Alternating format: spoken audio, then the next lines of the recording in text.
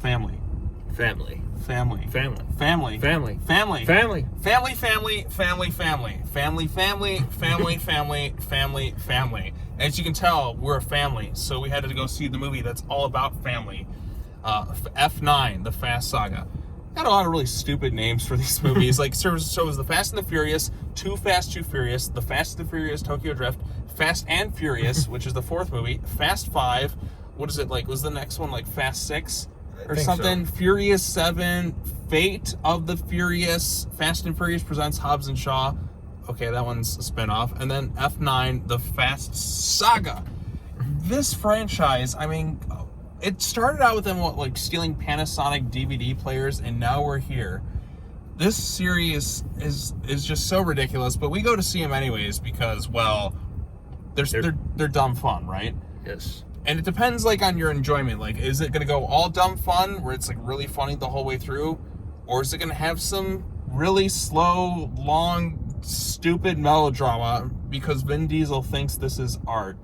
He legitimately, takes this shit so seriously, and it kind of takes you out of the movie, but at the same time, it's kind of funny how serious he takes this. I think he thinks he's in a different movie than, everybody else. Everyone else is, kind of goofing around, having fun.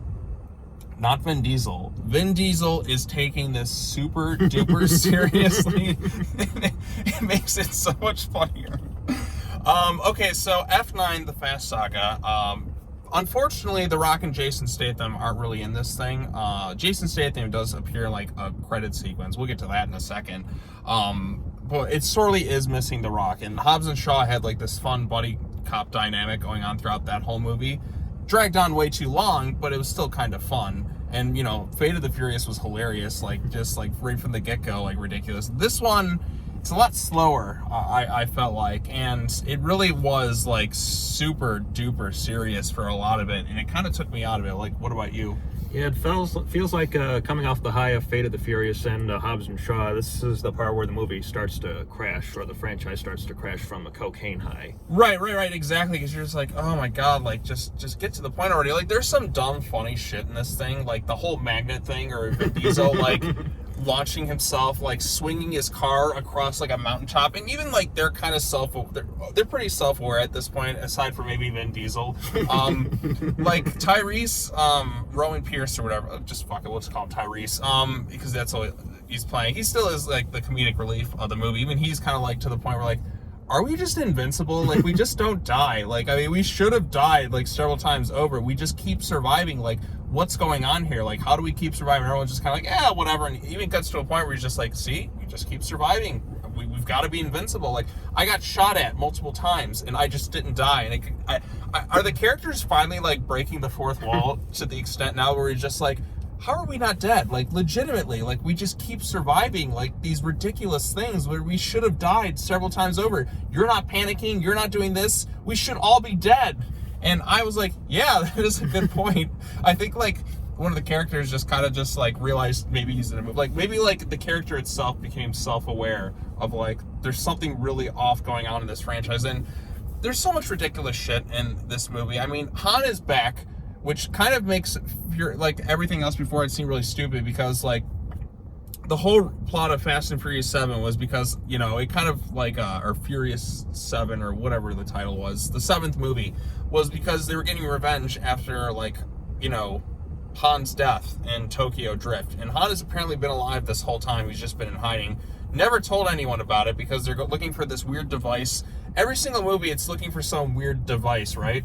Basically a MacGuffin. Yeah, they're always looking for some MacGuffin. The last several films, Hobbs and Shaw, it was that virus with that corporate Etienne or whatever it was, that evil organ. I thought that was, even when we saw Hobbs and Shaw, I thought it was John Cena's voice as the artificial intelligence, but I can't quite be certain. So no Luke Hobbs this time around, unfortunately. And then what was it, the seventh one, they're looking for God's Eye. In 8, they were looking to use him for some shit. I don't even remember at this point, because there's so many of these movies, and the timeline and everything gets really confusing. I can't remember everything. I didn't rewatch all the films before this. I just kind of watched a quick recap video. But I have seen all the Fast and Furious movies, and it's just kind of crazy to see how the series started out and where it is at now. most people are back. This time we have Dom's brother. We get some young flashback sequences, and the young pretty much starts out with a flashback. Yeah, it starts out with the old Universal logo. I'm like, oh, now we're in the 1980s, and it's the Toretto brothers, and Mia is still there too. They worked around the whole like Paul Walker situation, and yeah, this franchise realistically should have ended with Furious 7. It kind of is a pitch perfect ending to end the whole thing off of. And then Fate of the Furious happened. It's just like, I mean, really kind of everything afterwards just felt kind of unnecessary, but I still kind of look forward to these movies because they are like dumb, entertaining fun for the most part, except when they go really serious. And this movie kind of really drags when it gets to that like melodrama shit, and it's like, just move on already. I don't care. Like, and it kind of was taking me out of most of the movie. Like, I didn't really come away leaving like excited by the time this thing was done. We can make fun of it, and there's still some dumb fun in it, but like it just took itself way too seriously and dragged on. But anyways, we start out kind of in flashback territory where we meet like the Toretto's dad. And even when his car, like, because he dies in a car accident because he's racing, the car doesn't even hit the ground; it explodes midair. And I was laughing like immediately, like okay, like what is happening here? I always thought that it should just hit the ground then explode, but no, it explodes. It flips in the air and then just the whole car explodes. And maybe it hit the fencing or something. I don't know. It just blows up midair or something. Like somebody like lit a bomb off or something. It was some stupid shit there. We get to stop with young Vin Diesel, who looks like Benicio del Toro, or as you called him, Vin Diesel del Toro. Yeah, exactly, because I'm like, God, he looks so much like him. And then we have the John Cena, who plays his younger brother, Jacob. And John Cena is just kind of in this movie. He doesn't have the charm or charisma that The Rock had and injected the franchise with, like in Fast 5. Really, since Fast 5 is when the series, to me, got pretty entertaining, because I've seen everyone in theaters since Fast 5. I've seen all the other ones, but Fast 5 is kind of like my personal favorite in the series. Like, I like Fast 5 a lot. 6, like, really, like, once The Rock kind of came in, like, he injected this franchise with a lot of life. And then, obviously, like, Justin Lin made, like, most of the movies. He did Tokyo. I think he did Tokyo Drift. He did Fast and Furious. He did what did he do? Fast 5 and Fast 6. Then he left. James Wan came in. They made Furious 7. Then they had somebody else do 8. And now Justin Lin's back. And for the most part, the action is pretty good and ridiculous. Like the stuff with the magnets. The hand-to-hand combat is not good at all. It's too zoomed in. Like, it's too zoomed in, shaky, kind of like Batman Begins. Right, and it's really like, it got to the point where like you can't really tell what's happening with it. It was just really kind of horrible in that sense. I don't know if they were kind of rushed on that, but like the faraway action set pieces are quite good, but like when it comes to hand-to-hand combat, because I don't think the actors can quite pull off some of the movesets, it just be like they're all superhuman superheroes at this point. Like, shit, like, what is it, like Letty gets hit by a car mid-air and just like is perfectly fine like she hits the ground. Like, what is happening? Like, how are they superhuman now? They're all expert martial artists. They're all experts at everything. They're all like superhuman beings at this point now. Like, they can't, as Tyrese said, they're like invincible at this point. Literally, Vin Diesel takes down like 50 guys in this thing. Like, he literally pulls the ceiling down with the chains. He's like, basically turns into Kratos almost. Yeah, he does. He is Kratos. He pretty much turns into Kratos. He gets in all these crazy fights or whatever. I'm like, oh, sweet. He's fighting all these guys like, he even breaks the guy's back over like a railing, kind of like Bane in The Dark Knight Rises. He does too. Although it's not quite as funny or entertaining as what they did in like, what was it, Fate of the Furious, when it was The Rock and Jason Statham. Like, that was more fun. Like, I was laughing more and having a good time. Like, they're firing rubber bullets at The Rock, and The Rock's like, because The Rock is a much funnier guy than Vin Diesel, and I think that's what this thing was really missing. It really is missing The Rock. Like, you feel his absence in this film. Same with Statham, like, not being in it too. Like, go watch Hobbs and Shaw. It's a better movie than this thing. It just kind of was missing that. Yeah, they brought back people from Tokyo Drift, if you tend to really care about some of the Tokyo Drift characters. Like, Han is in there. The bullshit reason he's alive, I guess spoilers, I mean, we pretty much gave him shit away. They faked his own death with Mr. Nobody, who, what the fuck happened with him? Like, Mr. Nobody, the whole thing is like Kurt Russell. That looks like it's like they filmed him like in all his scenes in like 2 days. It was like a whole video cam thing. It was like, hey, you gotta find me. This plane crash no explanation for whatever happened to him. I don't know if it was deleted scenes or not, but like he is gone like from the movie. Like we don't even find out what happened to him. It's like, oh, he's trying to get us to find something. Okay, well, what about Mr. Nobody? Like, where the hell is he? He just up and vanished, like, altogether. Like, they forgot about him. Like, there was no resolution to that at all. I was thinking that they're going to find his body or something. No, he's just gone. Like, he's just gone entirely. And then Cypher, like, with... What is up with Charlize Theron's haircuts in these movies? They're awful. Like, she had the dreads in Fast 8, and now she has this horrendous Mo Howard cut. And...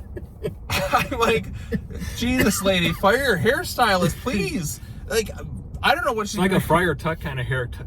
Yeah, it kind of is. I'm like, oh my God, what happened to her hair? Like, I mean, Charlize Theron's a very beautiful woman. She's had hairstyles fine before, but God damn, they're horrible. Like, the dreads in the last movie, like, was bad, but this is way worse with Mo Howard haircuts. Like, just next thing, she just shave her head and just turn into Furiosa at that point. It'd be way cooler.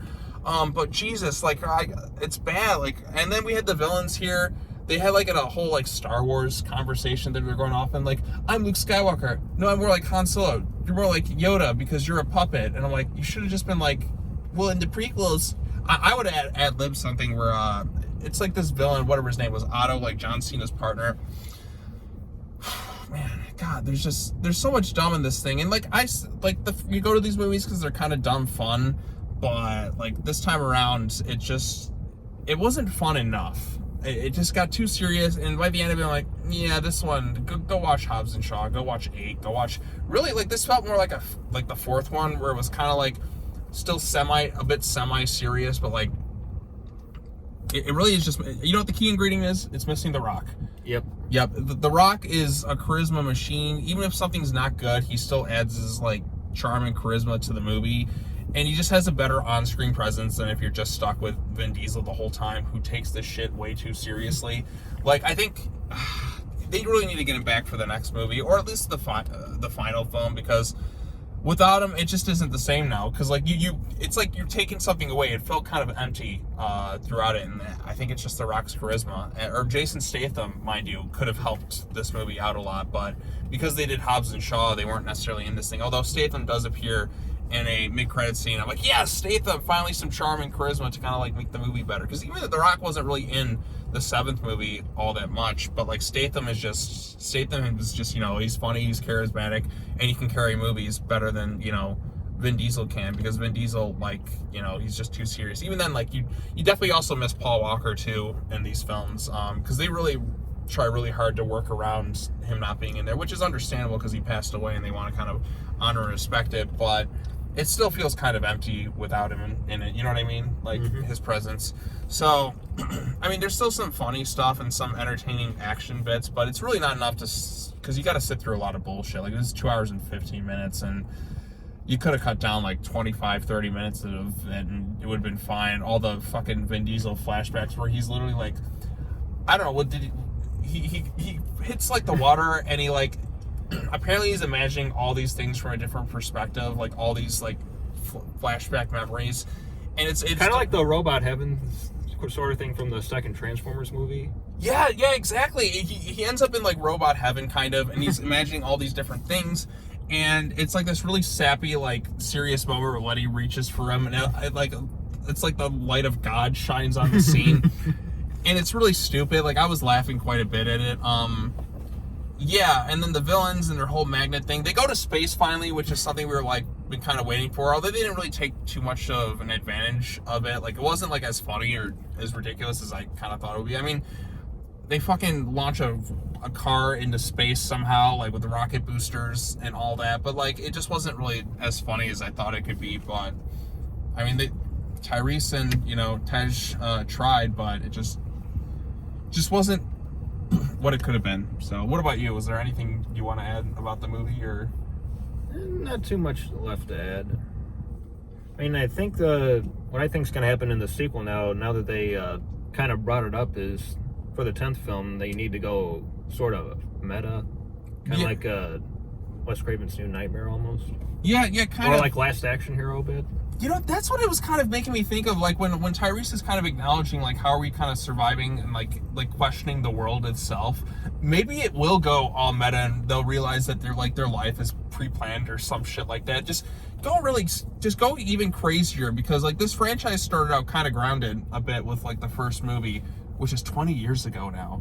Oh my God! I remember seeing commercials for when it first came out. Yeah, I mean, I remember watching on TV. Like, it was more about like street racing and cars, and I'm not like this big, huge car expert kind of person. Like, I got more in the franchise really. The first one I saw in theaters was the fifth one. I had seen like Fast and Furious, 2 Fast and Furious, which is like my least favorite of them all because it's just super like dull and boring. Tokyo Drift is kind of cool with the street racing and style there. The fourth one was all right, and then, you know, The Rock comes in, and that was the whole selling point of that movie. It was The Rock versus Vin Diesel in their fight, and he was fucking awesome in that. And then 6 was, you know, even more ridiculous, and they had like their cool recap in there. And then 7 has a really nice, touching ending, and then we ended up getting 8, which I had a lot of fun with, especially the prison break scene. That one understood the assignment. Right, that's exactly. That one understood the assignment. Hobbs and Shaw did as well, but Hobbs and Shaw just kind of went on for a little bit too long. Like, 'cause they had like the 4th act. It's like, okay, we're done. Like, no, we gotta go to Simone now. Like, fuck, man, we should have ended this movie already. Let's just keep going. I thought when Han was gonna come back in this thing, I thought it was gonna tie into Hobbs and Shaw, where they're like the super soldiers thing that they did to Idris Elba or whatever, but I guess not. There's really no references to Hobbs and Shaw kind of at all. It's kind of off doing its own thing, but maybe that was kind of intentional because they wanted to keep it focused on the main Fast family.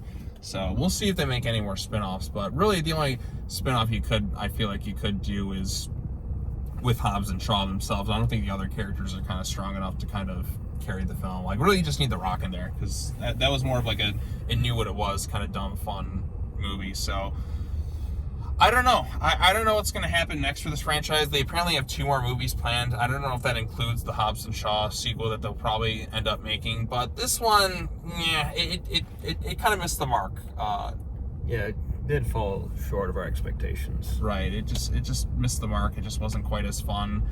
Despite all the family, there just wasn't enough fun with that family. So I think it's kind of time to start to wrap up this franchise a bit. Like, yeah, there's some dumb, ridiculous stuff, but it's not like I wasn't laughing like I was like in the last movie quite as much, or just having as much fun with the sub and that. Like, the action still wasn't. Even the action didn't quite like match the levels of it did before. I mean, there's some good stuff in there, but like it just wasn't doing it. Like, I feel like the other ones kind of raised the bar more in terms of action as opposed to this one. Maybe it's just they're just kind of tired at this point. Like, what do we do now? Fucking magnets that make no sense. Yeah, like sometimes cars would flip, other cars wouldn't. It makes no sense. You just kind of have to roll with it. So, yeah. Anything else you want to add? Or? That shouldn't be it. Yeah, we've rambled on about family for about like almost 20 minutes now. So, there you go. That's F9, the Fast Saga. Why are we calling it the Fast Saga? That just sounds really stupid. Apparently they're still going since 2001. We are here now. We are at the point where Jacob, Dom's brother, who they've never referenced, mentioned, or even hinted at in the other films at all, he is here. I'm kind of waiting for more characters to kind of come back from the dead in this franchise, but we'll just have to wait and see. Because I mean, I'm sure they'll find a way to bring back Gal Gadot or something in this franchise, because why not, right? Like, because everything it doesn't matter. Nothing matters anymore. Like, they can just do whatever the hell they want. So, but yeah, that's what I got to say. Thank you for joining me. My pleasure. Yep. Because we're family, so we got to see a movie about family. Because we even got matching family shirts, apparently. Right. Apparently, we're like kind of the same color. Like, I mean, mine's slightly a little bit darker, but I mean, they're pretty close because we're family. So, family. Family. That's right. As always, take care now. Bye-bye then. We'll see you all in the next video. Goodbye. Bye-bye. #family.